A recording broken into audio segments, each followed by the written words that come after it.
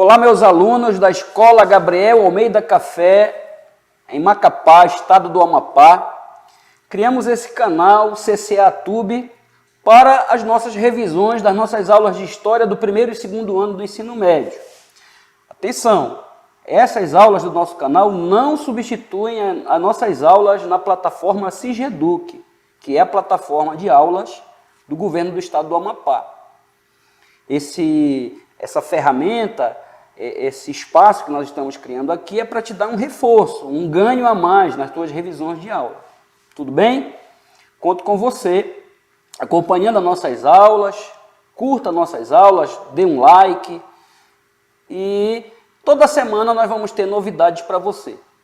Na nossa revisão para a nossa primeira bateria de avaliações, a nossa primeira bateria de provas do primeiro e segundo ano, vamos trabalhar um tema que é a nossa primeira unidade temática. Vamos trabalhar uma segunda aula que é feudalismo, Idade Média Ocidental, Sistema Feudal.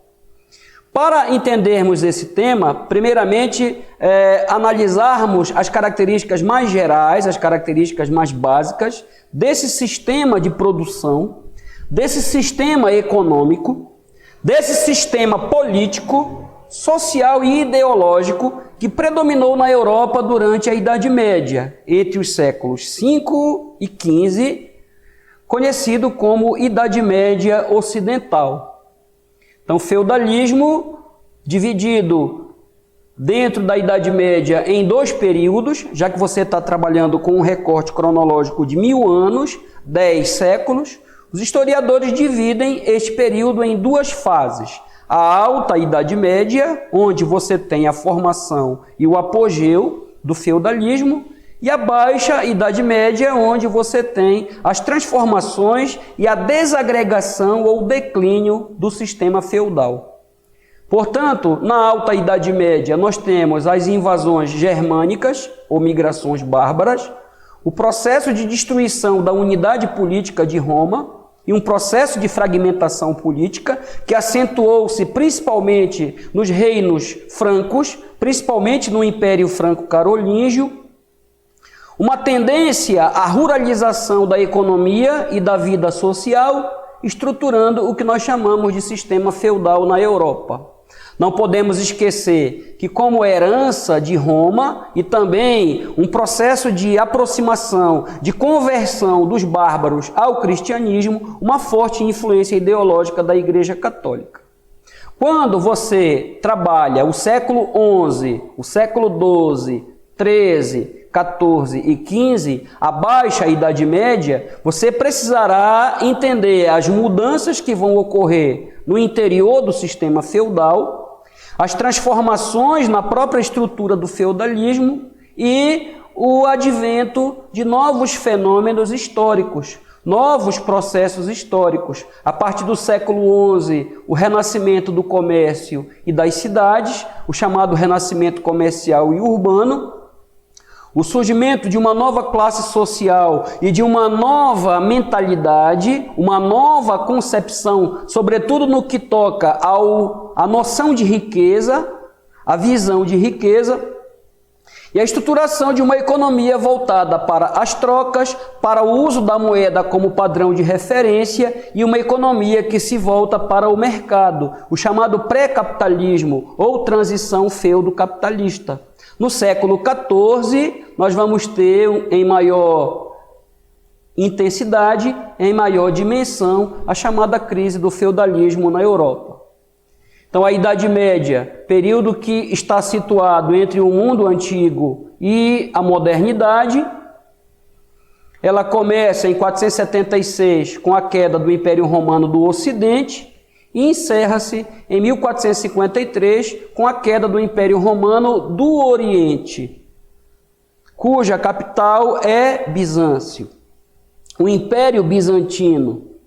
Vamos falar também em outras unidades da civilização muçulmana ou civilização árabe e também a civilização bizantina, que permaneceu durante toda a Idade Média na parte oriental de Roma, na parte oriental do Império Romano, que não fora destruída pelas invasões bárbaras. A destruição do Império Romano do Oriente só vai ocorrer com a tomada de Constantinopla em 1453 pelos turcos otomanos. Então, do século V ao XV, a Idade Média, século V ao X, alta Idade Média, alta do feudalismo. Século XI ao XV, baixa Idade Média, declínio do sistema feudal.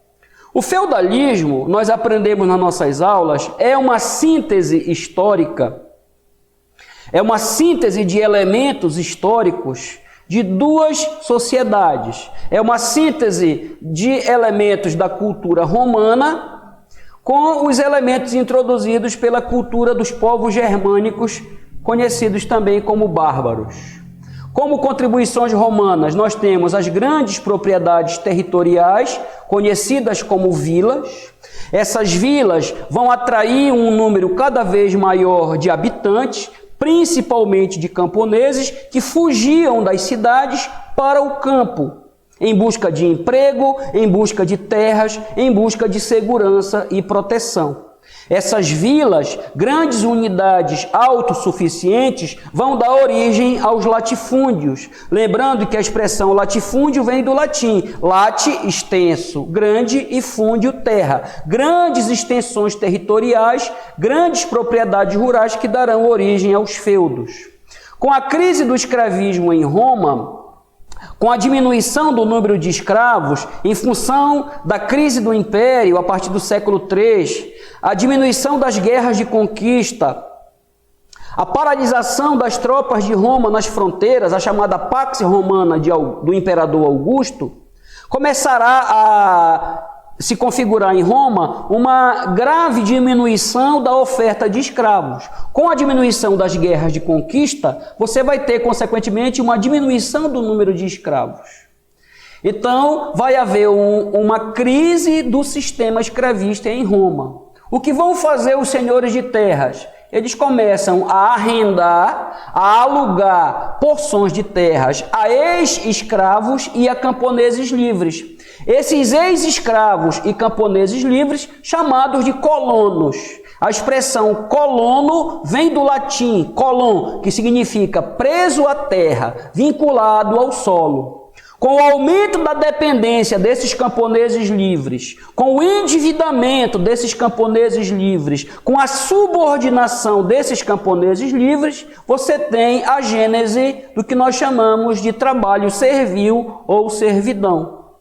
A dependência cada vez mais direta e a sua submissão à autoridade política dos grandes senhores de terras vai dar origem ao elemento servil, elemento-chave para a definição do feudalismo. Outra contribuição de Roma para a formação do feudalismo na Europa, o cristianismo.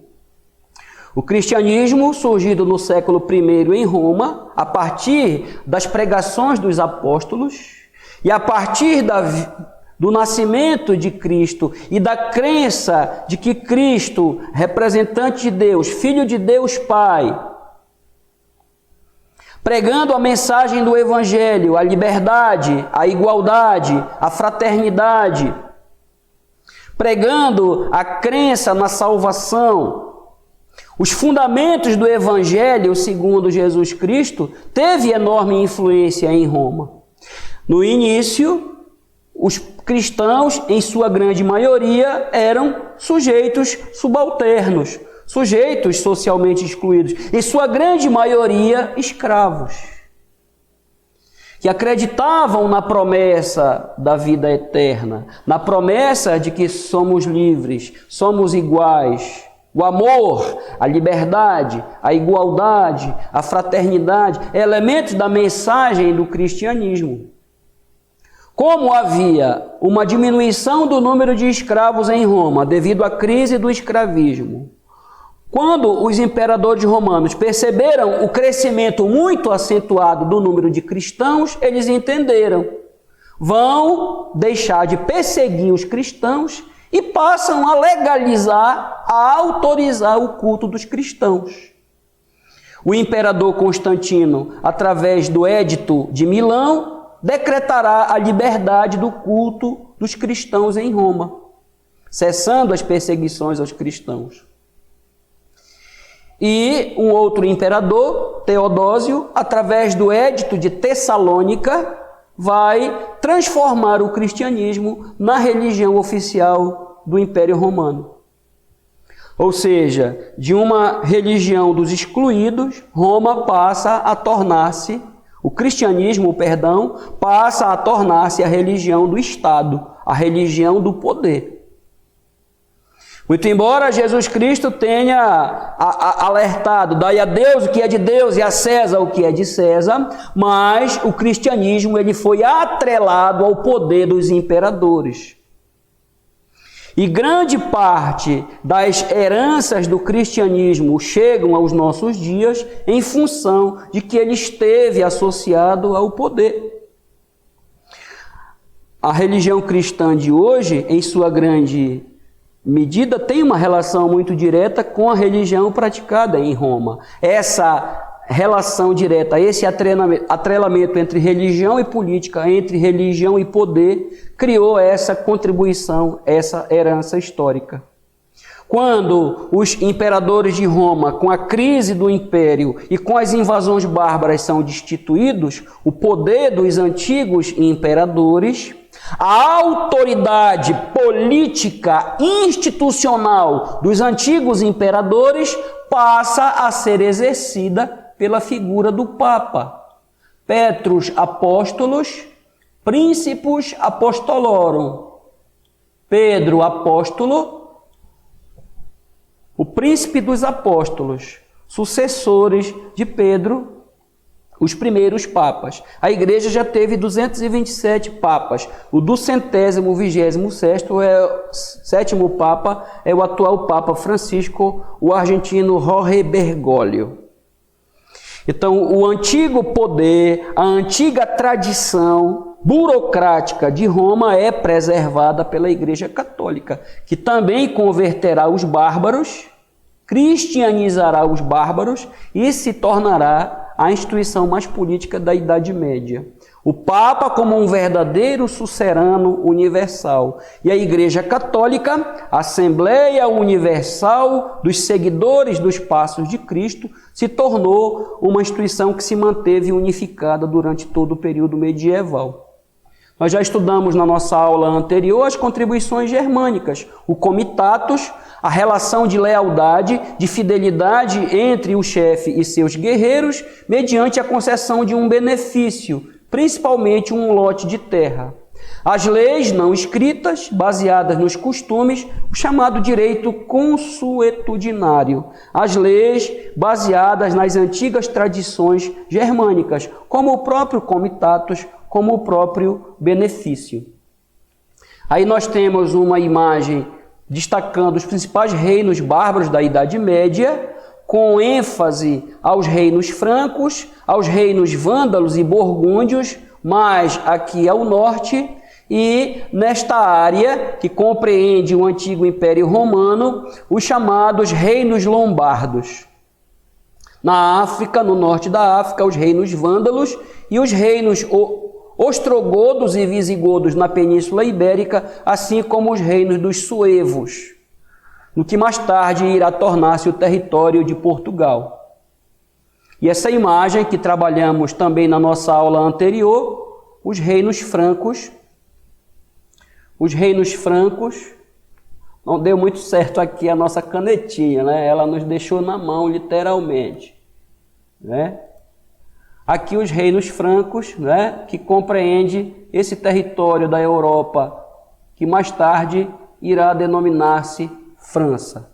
E os demais reinos, os reinos visigóticos, os reinos dos suevos, aqui nesse território da Península Ibérica, o reino dos ostrogodos, na Península Balcânica e na Península Itálica, e o reino dos vândalos no norte da África. O Império Romano do Oriente continua sediado em Constantinopla, cidade fundada pelo imperador Constantino, aquele mesmo que pelo Edito de Milão concedeu liberdade de culto aos cristãos. Ele transfere a residência do imperador para Bizâncio e assim o Império Romano do Oriente se manteve durante a Idade Média ainda constituído como um império unificado. O que os bárbaros vão invadir é o Império Romano do Ocidente, fragmentando-o territorialmente.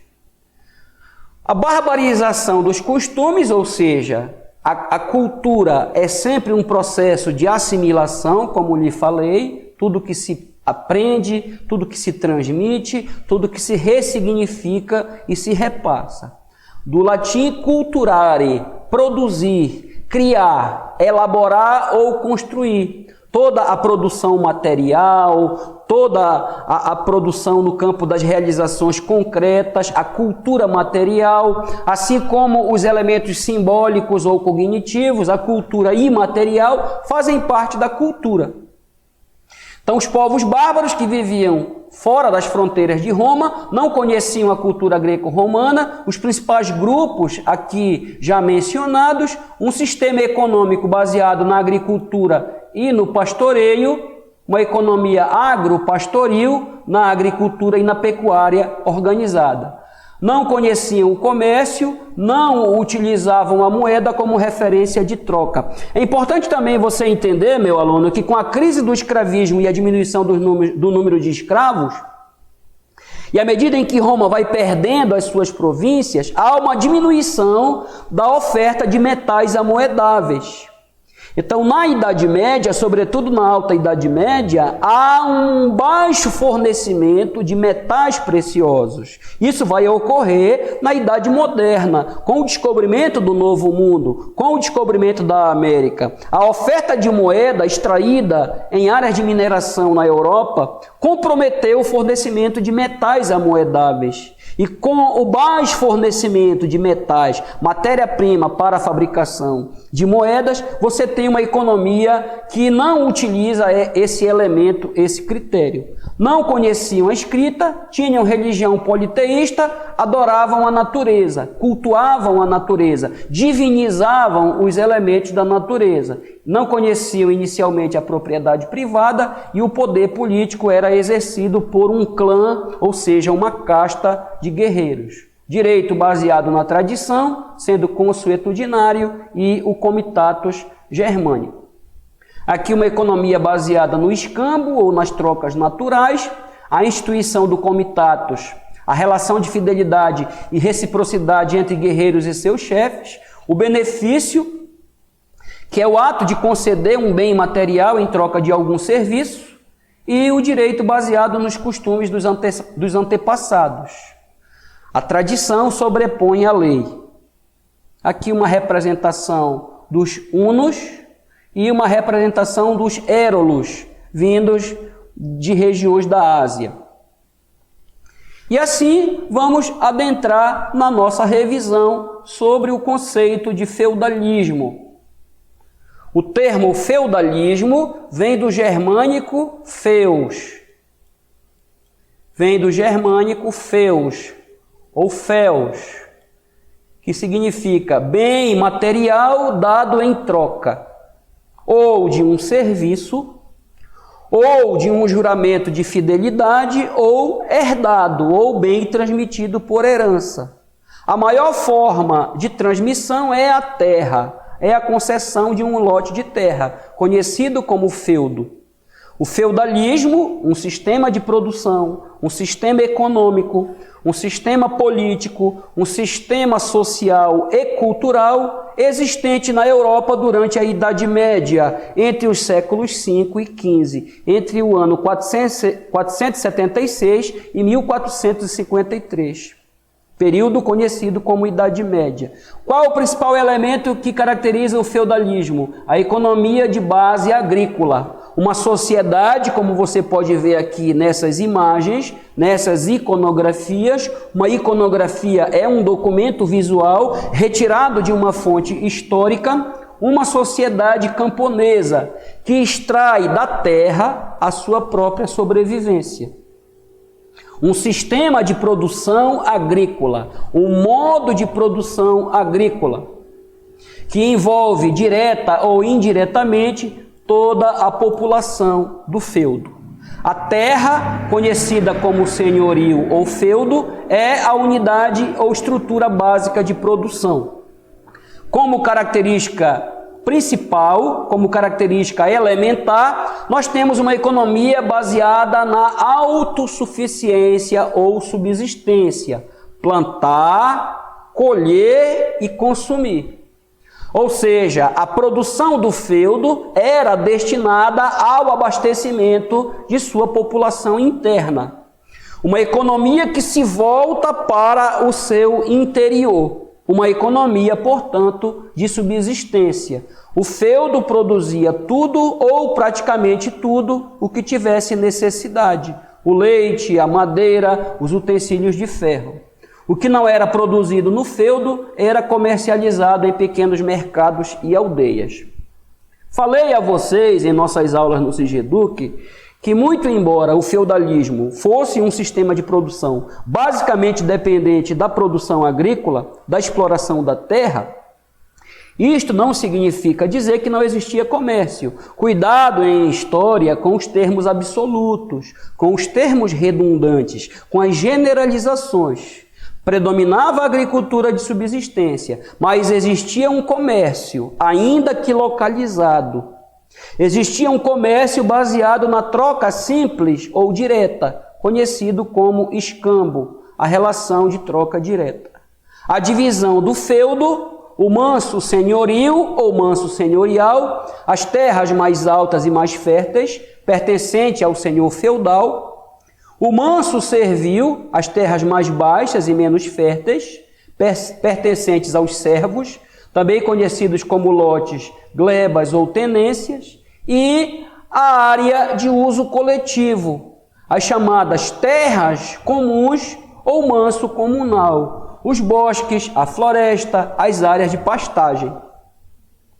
As terras que poderiam ser usadas tanto pelos senhores feudais como pelos servos. Existiam alguns tributos no feudalismo.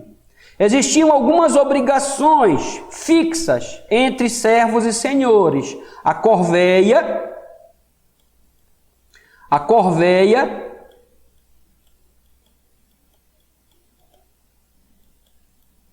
talha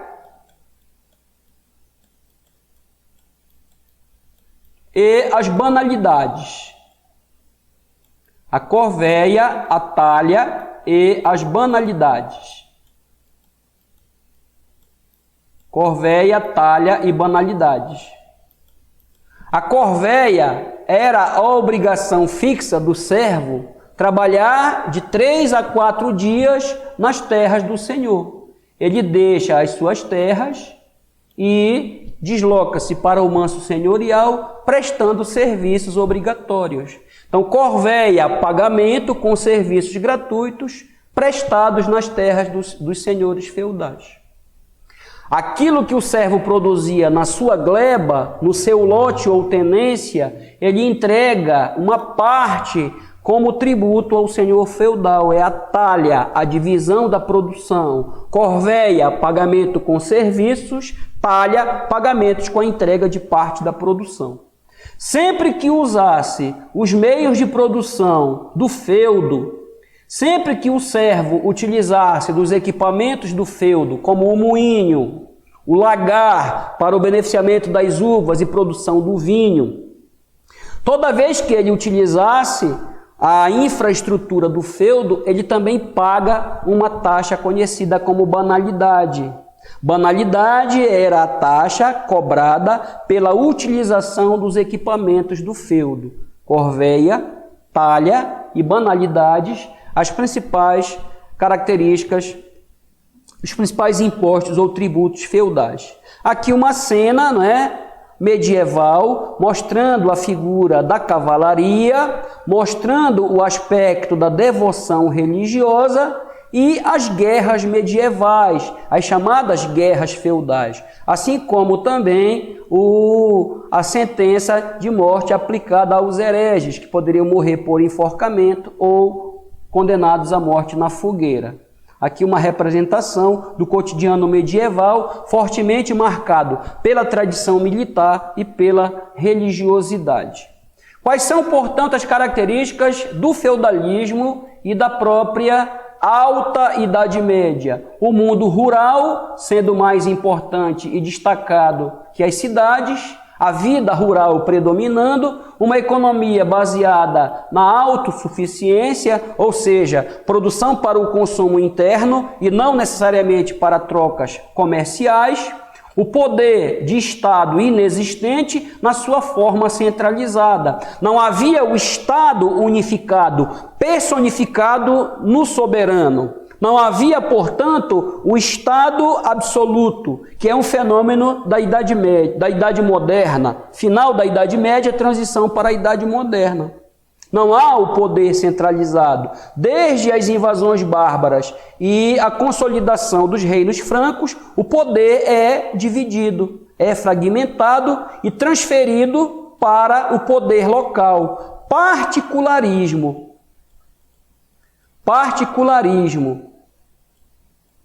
Principal característica política do sistema feudal. Particularismo político. O que é o particularismo? O predomínio do poder privado.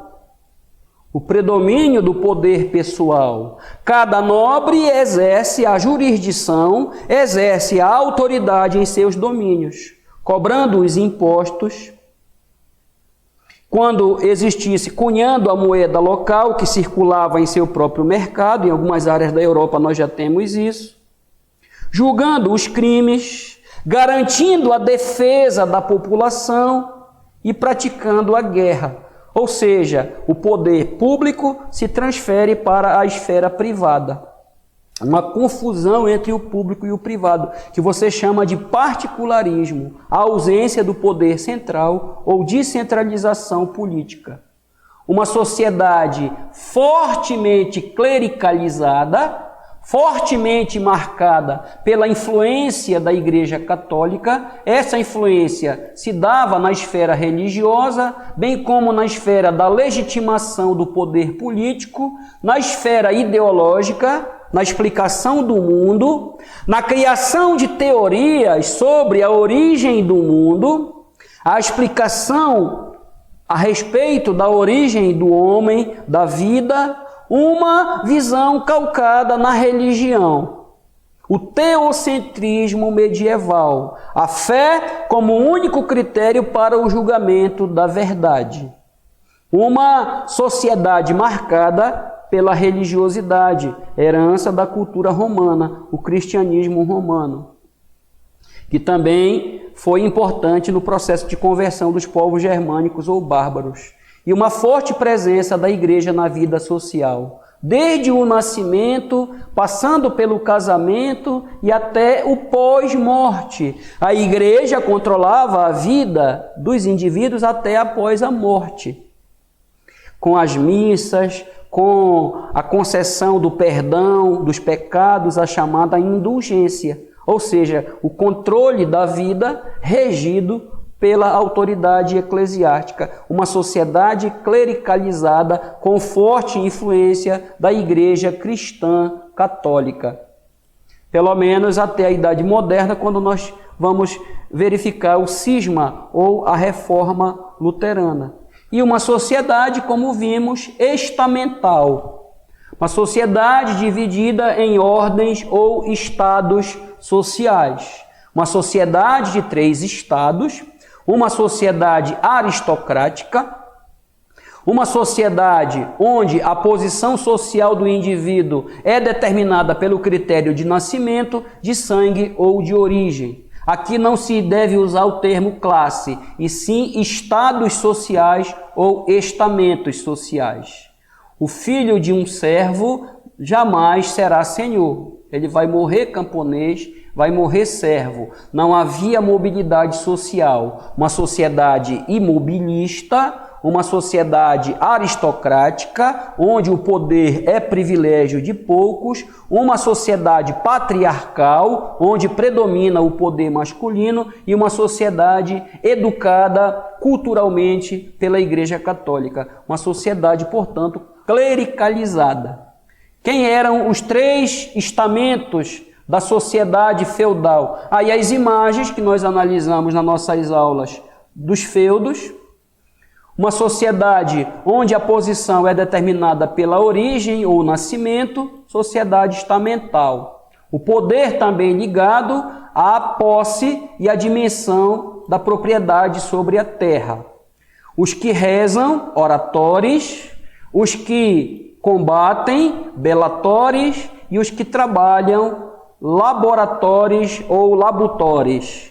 O clero, a nobreza e os servos. Primeiro estado, o clero, membros da Igreja Católica. Segundo estado, a nobreza feudal, de origem guerreira, descendentes dos nobres germânicos e romanos, e uma massa camponesa que explora a terra, como diz lá Jacques Le Goff, uma massa campesina explorada que explora a terra e lhes fornece com o que viver. Uma sociedade sustentada pelo trabalho servil, pelas relações de servidão. E politicamente harmonizada pelas relações de sucerania e vassalagem. Você não pode confundir a relação de servidão, que é a relação de submissão do servo aos senhores. Não pode confundir a relação de servidão com a relação de sucerania e vassalagem. A servidão, como dissemos, com a relação de sucerania e vassalagem. Lembre que nós pontuamos essa diferença. A servidão como a relação de subordinação dos camponeses aos senhores feudais, a relação de trabalho predominante, a subordinação dos servos da terra aos nobres, e a sucerania e vassalagem como uma tradição inerente à nobreza, uma tradição inerente aos estratos, aos estamentos da nobreza. Sucerania. Vamos corrigir aqui. Sucerania e vassalagem. A servidão é a relação de subordinação do servo ao senhor, no que toca à dependência, ao acesso à terra e ao pagamento das obrigações ou tributos feudais. Diferente da sucerania e vassalagem, que não é uma relação de trabalho, e não é uma relação de submissão de um servo, de um camponês, a um nobre ou senhor feudal. A sucerania e vassalagem é uma tradição guerreira, herdada dos germânicos, no qual um chefe guerreiro transmite parcelas de terras a outros mediante um juramento de fidelidade recíproca. Na Idade Média, os reis eles serão vistos como grandes suceranos, porque transferem porções de terras a nobres guerreiros, que irão tornar-se os seus vassalos. Lembra do governo de Carlos Magno, dos reinos dos francos carolíngios, em que a terra era transmitida a outros chefes guerreiros, que por sua vez irão transmitir a outros nobres socialmente abaixo de seu poder e autoridade, numa hierarquização, numa complexa cadeia de relações de obediência e fidelidade de homem a homem. Qual era o objetivo do pacto feudo-vassálico, da relação de sucerania e vassalagem? A manutenção da ordem, a manutenção da paz e da segurança.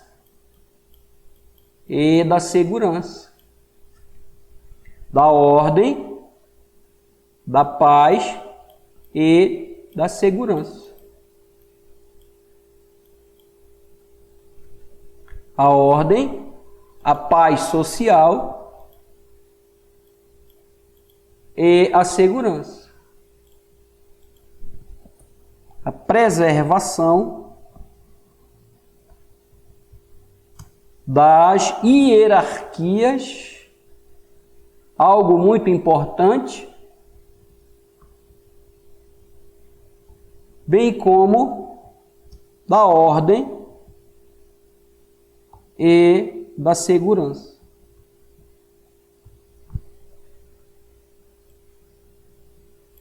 Quem garante, por exemplo, que um nobre não invada, não tome posse de um território pertencente ao rei, de um território pertencente ao soberano. O que vai garantir essa sujeição? O que vai garantir essa subordinação? É exatamente a relação de sucerania e vassalagem, para a preservação das hierarquias sociais, os vínculos de ordenamento jurídico-político e a própria estabilidade política. Como falei a vocês nas nossas aulas, existiam reis na Idade Média, mas eles não exerciam a soberania, e sim a sucerania, ou seja, uma autoridade simbólica, uma autoridade baseada na tradição da fidelidade, da lealdade homem a homem. Somente com a crise do feudalismo e a necessidade do estabelecimento de uma autoridade, ocorrerá um processo de centralização do poder político, dando origem ao que nós vamos chamar, na unidade sobre Estado moderno, de Estado nacional ou Estado absolutista. Então, resumindo, a Alta Idade Média, marcada pela gênese, pela formação do feudalismo, o declínio das relações baseadas no comércio e uma tendência à ruralização da economia.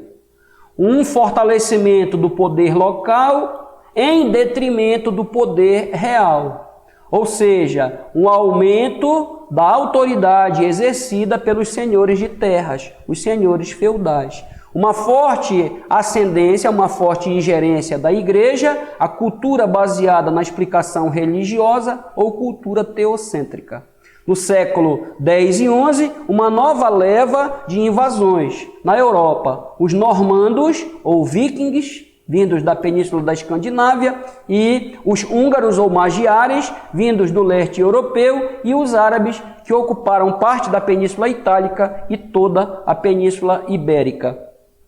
A Península Itálica e a Península Ibérica. Vamos agora para a Baixa Idade Média. Aqui nós temos, entre os séculos 8 e o século 13, essa interseção aqui, que chamamos de apogeu do sistema feudal. A partir do século 11 e 12, da Baixa Idade Média, nós vamos ter um processo de transformações, um processo de mudanças, um processo de declínio da ordem feudal. Com o recrudescimento das práticas comerciais, o recrudescimento do comércio, o ressurgimento das cidades, o processo de decadência da própria ordem baseada na relação feudo-vassálica, uma decadência, um enfraquecimento do poder da nobreza de terras e um fortalecimento da autoridade monárquica, a consolidação do poder nas mãos do rei. Um processo de fortalecimento da autoridade política nas mãos do rei, dando origem ao que nós vamos chamar de Estado Nacional. As cruzadas, a partir do século XI, como um processo de expansão da sociedade feudal em direção ao Oriente. Lembrando que essa sociedade expande-se para entrar em decadência. No próximo módulo, na próxima aula, nós vamos falar da Baixa Idade Média e as transformações na estrutura do sistema feudal. Falamos nesse primeiro momento da Alta Idade Média, a formação e o apogeu do feudalismo na Europa Ocidental. Até logo!